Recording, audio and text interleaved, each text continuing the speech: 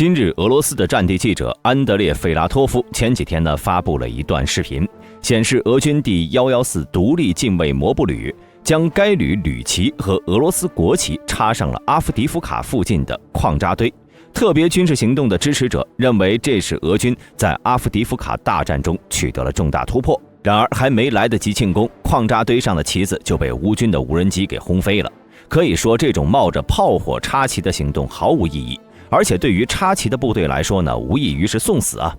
但是俄军还是乐此不疲，究竟是什么部队能让俄军如此轻视，甚至冒着被人指责唾骂的危险，也要送这支部队做出这种危险动作呢？今天咱们就来看看俄军的开路先锋风暴 Z 部队。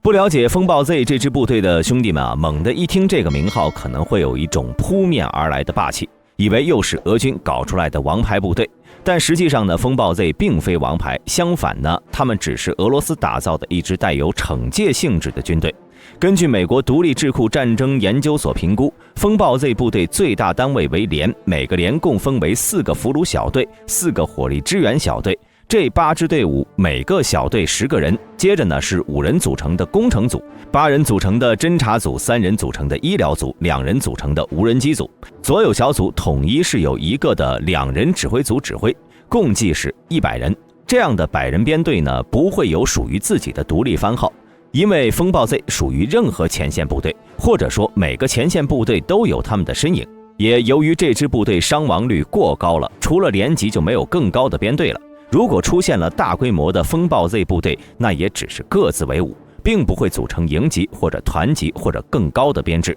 因为他们的作战指挥系统属于连队独立，也就造就了他们并不存在协同问题。所有的风暴 Z 部队都只属于俄罗斯国防部，他们在经过10到15天的训练或者编组等待后，就会被就近派往最近的战场，充当俄军的先锋部队。每当有危险系数极高的任务那么当地的指挥官就会要求风暴 Z 成员先上。这一看似乎这支部队的人都特别英勇，但事实并非如此。风暴 Z 的人员不是普通士兵，他的兵源主要有2个来源。首先是从俄罗斯监狱中招募来的囚犯。俄罗斯国防部承诺，一旦他们完成服役期，将获得减免刑期形式的嘉奖，并且每个月可以获得2200美元的薪水报酬。或者是在军营中犯错误的士兵，至于犯了什么样的错误会被冲入风暴 Z， 并没有明确的制度显示。也许是前线畏战逃跑，也许可能是军官怀疑你喝了酒，都有可能让士兵进入风暴 Z。另外不得不提的是风暴 Z 的士兵服役时间为18个月，是瓦格纳雇佣兵服役时间的3倍，伤亡率保守估计高达72%。能完成服役的士兵是少之又少，所以嘉奖和薪水报酬都是极难拿到的。而且这支部队的士兵对上级稍有不从或者表示不愿意完成任务，那么后面迎接他们的将会是荷枪实弹的督战队，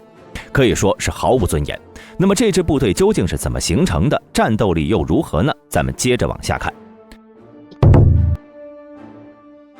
惩戒营这个名字大家或多或少都听过，毕竟2战时期德意志国防军惩戒部队、武装党卫队第500伞兵营，或者苏联的红军惩戒营已经不是什么秘密了。到了2022年，俄乌战争爆发，瓦格纳雇佣兵积极参战，话事人普里格金因为兵源问题开始招收罪犯，为士兵组建了惩戒部队。但是早期瓦格纳的惩戒营也不是什么人都要的，年龄20到50岁，有中学教育水平，不接受犯事儿或者是过于严重的罪犯，他们必须通过多阶段测试，比如面谈、体能测试、背景审查和测谎仪测试后，才会被瓦格纳吸收，开始接受训练。当成为一名合格的士兵了，才会被派到俄乌战场上。而随着厨子和战神的矛盾日益加剧，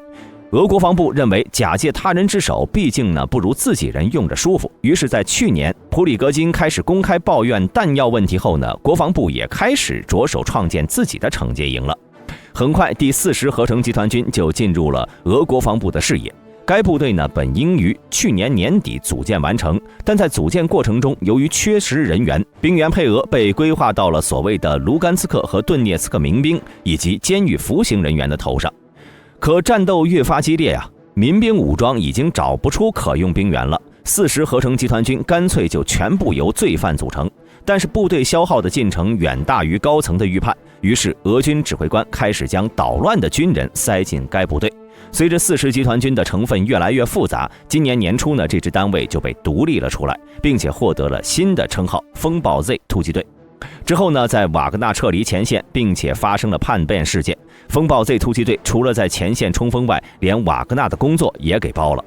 相信看到这里的兄弟啊，都能看出来这支部队的战斗力那是相当差。那他们真的有存在的必要吗？大兵其实这方面啊也有疑问，于是收集了大量有关该部队的资料，尝试模拟了一下他们的战斗，希望能给兄弟们解释一些困惑。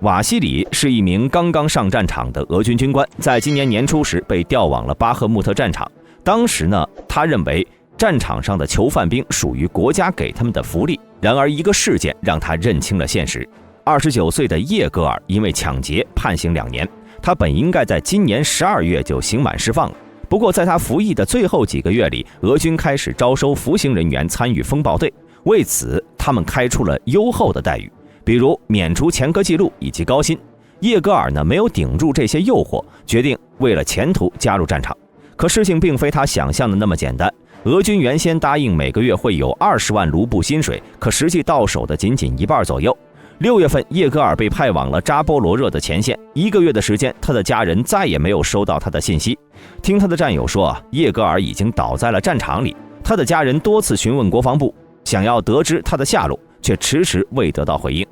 瓦西里驱散了脑袋里的信息，只希望自己不会进入风暴队，最好连那些人的消息自己一点也听不到。但是谁也无法与这个世界切断联系，不是吗？时间来到9月末，俄罗斯总统在内部电视转播的会议上提及了在正规军中的参战囚犯。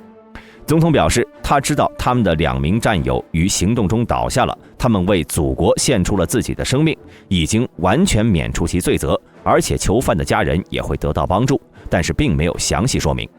这是瓦西里几个月里听到有关风暴队最好的信息了。不过呢，那些什么生还率10%的消息，还是让他善良的心很痛苦啊！战场真的不适合他这样的人。然而更可怕的现实却来到了瓦西里的身边。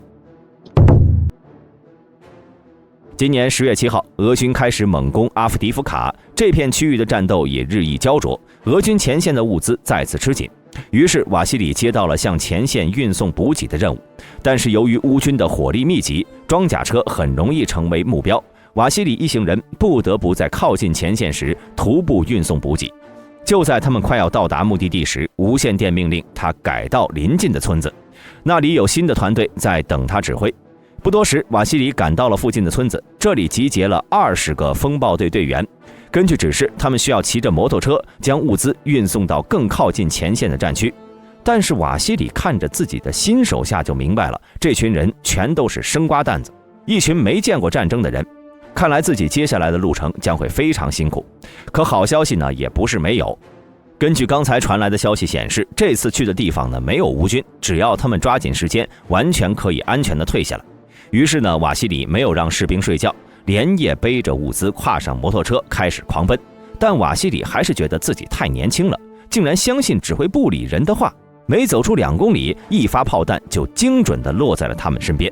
指挥部嘴里的话一个标点符号都不能信，老子都要被乌克兰人炸上天了，还告诉我说没有敌军，或者说他们根本就不知道乌克兰人究竟在哪里。瓦西里迅速叫手下匍匐，自己呢则跑到离炮弹爆炸最近的士兵身边。有理，你没事吧？然而这名士兵呢早已经没了声息，另一名士兵则开始惊恐地大喊大叫。瓦西里不得不捂住他的嘴，让他保持安静。没多久，乌克兰人的炮火停止了，瓦西里不得不让人背着伤兵与补给前进。可是呢，乌军的炮火再次来袭了，风暴队只能再次卧倒，但每次轰炸都会有人阵亡。让瓦西里头疼的不止于此，还有无线电里时不时传来命令他们前进的吼声。直到天亮，这支风暴小队终于来到了目的地。他们把物资卸下来，瓦西里开始清点队伍。20个人呢，只有他没有受伤，12个人受伤，剩下的已经消失在了昨天晚上的路上。然而没有时间悲伤啊，瓦西里接到了新的命令，政委交给了他一袋子物品，让他继续前进，把袋子和补给交给第一线的指挥官。瓦西里只能硬着头皮挑了3个风暴队员继续向前线赶路，路上到处都是乌军的无人机和火炮。可能由于这次人数较少，4人小队呢没有遭到损失，顺利地抵达了第一线。可指挥官拿着袋子打开一看，瞬间暴怒：谁要伏特加了？你就来了这么点人！抬手就把袋子扔到了地上，里面的酒浸湿了整个袋子。瓦西里呢也想不到自己拼了命送到前线的竟然是这玩意儿。好了，故事到这儿就结束了。大兵每次听到这些风暴队员们的消息，都是感叹战争的残酷。今天的视频到此结束，我是大兵，我们下期节目再见。